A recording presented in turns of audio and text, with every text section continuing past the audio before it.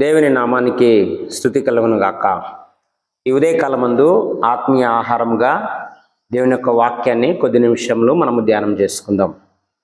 కీర్తనలు 37:5 వాక్యమును చదువుకుందాం.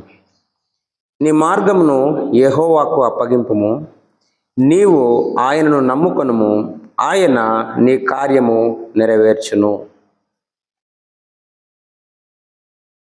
ఈ దినమందు ఈ లేఖన భాగాన్ని మనం పరిశీలన చేసినట్లయితే మన జీవితంలో ఎన్నో భయాలు, ఎన్నో శ్రమలు, కష్టాలు, ఇరుకులు, ఇబ్బందులు, ఆర్థికపరమైన ఇబ్బందులు, ఆరోగ్యపరమైన సమస్యలు, విద్య, ఉద్యోగం, ఇలా ఎన్నో రకాలైనటువంటి సమస్యలు ప్రతిరోజు మనం ఎదుర్కొంటూ వెళ్తూ ఉంటాం.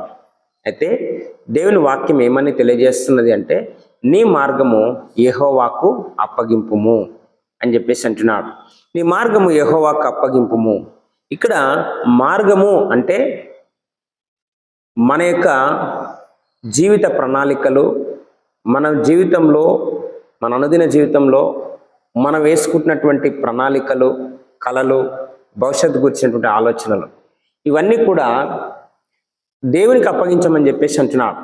నీ మార్గం యెహోవాకు అప్పగించము అంటే మన ఆలోచనలు, మన ప్రణాళికలు, భవిష్యత్తు గురించినటువంటి ఏవైతే ఆలోచన చేస్తున్నామో, ఏదైతే దిగులు పడుతున్నామో వాటిని దేవునికి అప్పగించమని చెప్పేసి, అంటే దేవుని చేతిలో పెట్టాలని చెప్పేసి దేవుని యొక్క వాక్యము తెలియజేస్తూ ఉంటున్నారు.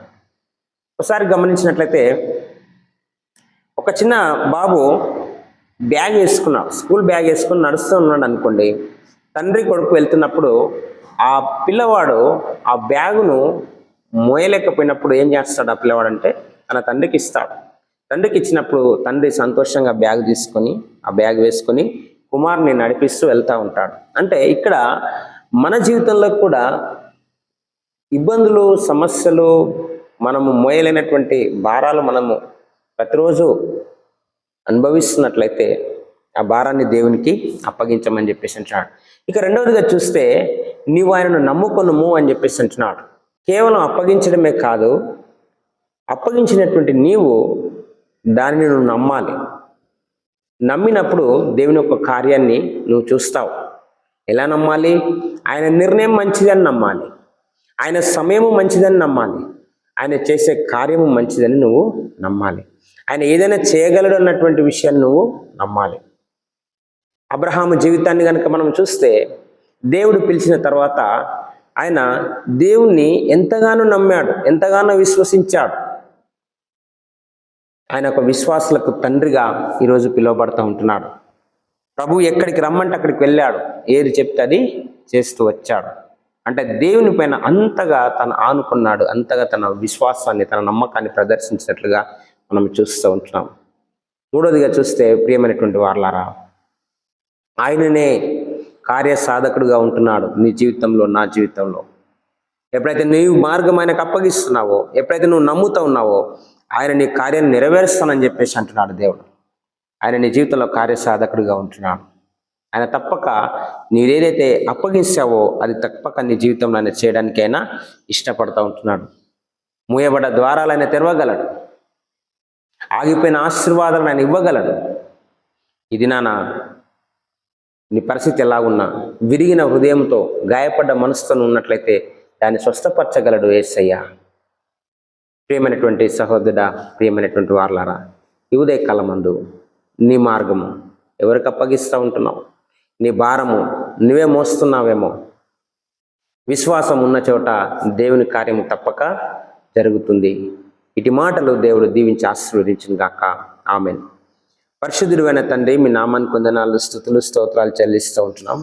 ఈ ఉదయకాలం మందు మీరు వినిపించిన వాక్యమును బట్టి మీకు వందనాలు. అవును ప్రభా, ఈ రోజున ఈ వాక్యం వింటున్నటువంటి బిడ్డల్లో నాయన భయంతో, ఆందోళనలతో, సమస్యలతో, వేదనతో ఉన్నట్లయితే ఈ ఉదయకాలం ముందు మీరు చేస్తున్న వాగ్దానం, నీ మార్గము యెహోవాకు అప్పగించము, నీవు ఆయన నమ్ముకొనుము, ఆయన నీ కార్యము నెరవేర్చిన మాట ద్వారా ఉదయకాలం ముందు మీరు మాట్లాడుతున్నావు. అవును ప్రభా, మా మార్గాలు, మా భవిష్యత్తు, మా జీవిత లక్ష్యాలు మీకు అప్పగించి నాయన మిమ్మల్ని నమ్ముకొని మీరు కార్యం చేస్తారన్న ఒక గొప్ప దృఢ విశ్వాసంతో ముందుకెళ్ళినప్పుడు మీరు తప్పక మా జీవితాల్లో కార్యాలు చేస్తారని మీ వాక్యం ద్వారా ఉదయకాలం ముందు మాట్లాడిన విధానం బట్టి మీకు వందనాలు చెల్లిస్తూ ఉంటున్నాం. ప్రభువా, కొన్నిసార్లు జవాబు ఆలస్యమవుతుందని చెప్పేసి నిరుత్సాహపడక, ఆలస్యమైన అయినా మీరు ఖచ్చితంగా కార్యం చేస్తారని ఒక గొప్ప నమ్మకంతో విశ్వాసంతో ముందుకు వెళ్ళే భాగ్యము వాక్యం వింటున్న ప్రతి బిడ్డకు అనుగ్రహించగలరని యేసుక్రీస్తు నామములో ప్రార్థించి వేడుకుంటున్నాం పరమ తండ్రి. ఆమేన్. దేవుని యొక్క కృప, సన్నిధి, కాపుదల మీ అందరికీ తోడేండి నడిపించును గాక. ఆమేన్.